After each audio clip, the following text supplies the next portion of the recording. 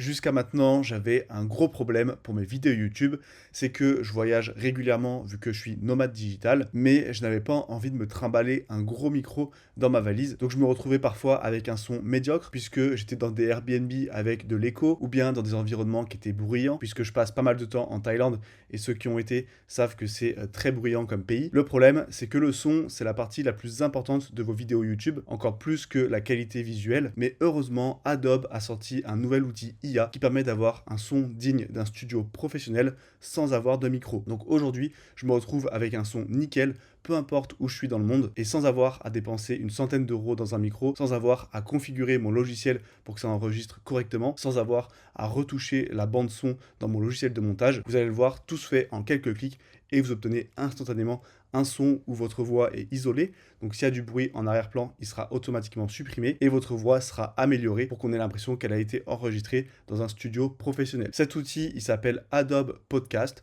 Donc vous avez juste à taper Adobe Podcast sur Google. Vous allez arriver sur ce site. On descend un petit peu et on va cliquer ici sur optimiser la parole. Dans un premier temps, il va falloir créer un compte. Donc vous pouvez créer un compte gratuit. On va cliquer sur s'inscrire. Moi, je vais me connecter ici avec Google pour que ça soit plus rapide. Une fois que c'est fait, on a juste à entrer notre date de naissance et on fait créer un compte. Ok, j'arrive maintenant sur l'interface Adobe Podcast et pour vous montrer directement comment ça fonctionne, je vais vous montrer un extrait. Donc là, on va mettre l'audio d'origine. Hey, Sam here, the lead designer on Adobe Podcast, and et l'audio optimisé. I'm out here in front of some construction by the Adobe Viewer. Donc vous voyez, la différence est flagrante, on n'a plus le bruit des travaux en arrière-plan et sa voix a été améliorée également. Donc vous allez voir que c'est très simple, vous avez juste à uploader un fichier ici. Donc vous pouvez uploader directement des vidéos, mais ça sera assez long à uploader et ensuite le traitement sera plus long. Donc moi, ce que je vous conseille de faire, c'est d'ouvrir votre logiciel de montage, d'exporter uniquement la piste audio et de l'exporter une fois que vous avez fait tous vos cuts. Comme ça, la piste audio est la plus courte possible et on obtient un fichier qui est le plus léger possible. Une fois que c'est fait, du coup, vous venez sélectionner ici votre rendu MP3. Donc moi, je vais le sélectionner. Et là, vous n'avez plus qu'à patienter le temps que le fichier s'upload et que l'amélioration se fasse. Tout se fait en automatique, vous n'avez rien besoin de toucher. Une fois que le fichier est uploadé, vous voyez qu'on passe ici sur optimisation de la parole. Donc on patiente un petit peu. Et voilà, c'est terminé. On a maintenant le son optimisé ou le son d'origine.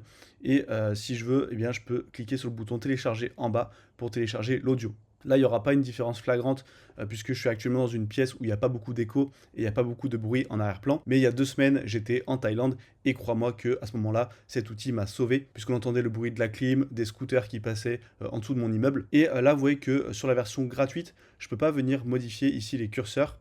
Il va falloir prendre la version Pro. La bonne nouvelle, c'est que si vous avez un abonnement Creative Cloud, donc pour avoir Photoshop et Premiere Pro, c'est inclus gratuitement dans votre abonnement. Et sinon, ça va coûter 12 € par mois si vous voulez la version Pro, mais vous n'êtes pas obligé de la prendre. Et une fois que vous avez la version Pro, eh bien, vous voyez que vous pourrez ajuster les curseurs comme ceci. Donc ici, on a l'amélioration de la voix. Plus vous allez augmenter, plus ça va booster votre voix. Donc je vais vous montrer la différence entre 10% par exemple.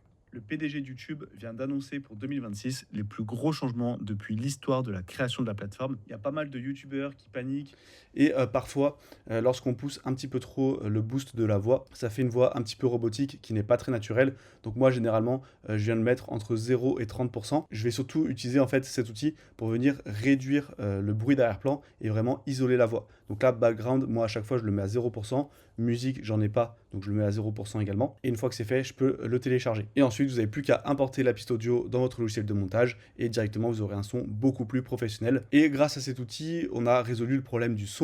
Mais lorsqu'on voyage beaucoup, il y a également le problème de l'arrière-plan qui va changer entre chaque Airbnb. Et surtout, vous pouvez vous retrouver avec des appartements où l'arrière-plan n'est pas terrible. C'est pour ça que moi, j'ai également résolu ce problème grâce à l'IA. En fait, l'arrière-plan que vous voyez ici, c'est l'arrière-plan que j'utilise pour toutes mes vidéos, mais ce n'est pas vraiment l'endroit dans lequel je suis. Donc si vous voulez un tuto pour savoir comment générer un arrière-plan comme ceci, qui est plutôt réaliste, professionnel, et que vous allez pouvoir utiliser pour toutes vos vidéos, peu importe où vous êtes dans le monde, dites-le moi en commentaire. Et si jamais vous voulez faire des vues sur YouTube, le plus important, c'est d'avoir un bon taux de clic et donc une bonne miniature.